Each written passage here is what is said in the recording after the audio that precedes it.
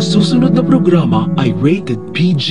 Ito ay nangangailangan ng patnubay at gabay ng magulang para sa mga batang manunood. Abot langit ang pasasalamat ni Zoe kay Annalyn dahil hindi ito nagdalawang isip na iligtas ang mami niya kahit maraming kasalanan si Moira sa pamilya ni Annalyn. Dahil sa isinagawang pag-opera ni Annalyn kay Moira gamit ang barena, nakaligtas ito sa posibleng pagkakoma at pagkamatay kaya mukhang hahaba pa ang buhay ni Moira.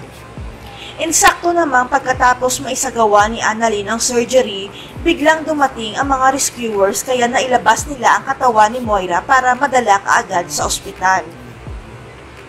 Naiwan naman sa loob si Annalyn at Doc Lyndon dahil sasagipin nila ang bata na binalikan ang naiwan niyang manika kaya may panibagong pagsubok na naman kay Annalyn.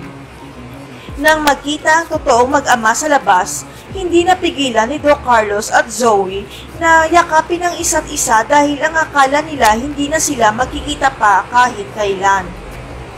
Nagkatinginan na lang si Giselle at Harry dahil parang mag-ama si Doc Carlos at Zoe pero hindi pa nila sasabihin ang katotohanan kahit marami na ang nakakahalata.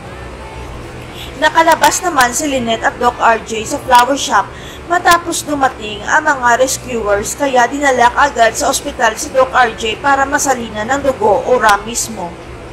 Pagkadating ni Zoe at Moira sa Apex, hindi sila maasikaso ng maayos sapagkat maraming pasyente ang kailangan operahan ni Doc Ray kaya lumipat na lang sila ng ospital. Nag-offer kaagad si Doc Carlos na sa East Ridge na lang ooperahan si Moira dahil mas advance ang kagamitan nila at si Doc Carlos mismo ang mag-oopera kay Moira.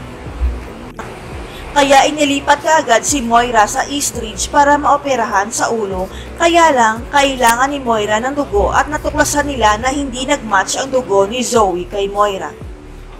Kaya nang marinig ni Lynette na kailangan ng dugo ni Moira sa operasyon, hindi siya nagdalawang isip na mag-donate ng dugo para mailigtas ang buhay ng mortal niyang kaaway. Natuloy ang operasyon dahil 100% match ang dugo ni Lynette kay Moira, kaya magkakaroon ng malaking utang na loob si Moira sa mag-inang Lynette at Annalyn. Pero ang hindi alam ng lahat, nagmatch ang dugo ni Lynette kay Moira dahil sa isang dahilan. Magkapatid silang dalawa sa ama dahil iisa lang pala ang tatay ni Moira at Lynette.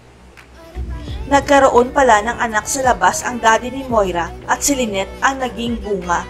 Dahil matatandaan, mistisa ang nanay ni Lynette kaya nagustuhan siya ng tatay ni Moira.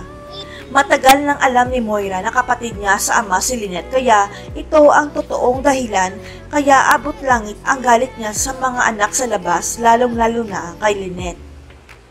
Magwawakas na kaya ang drama dahil babait na ang kontrabidang si Moira?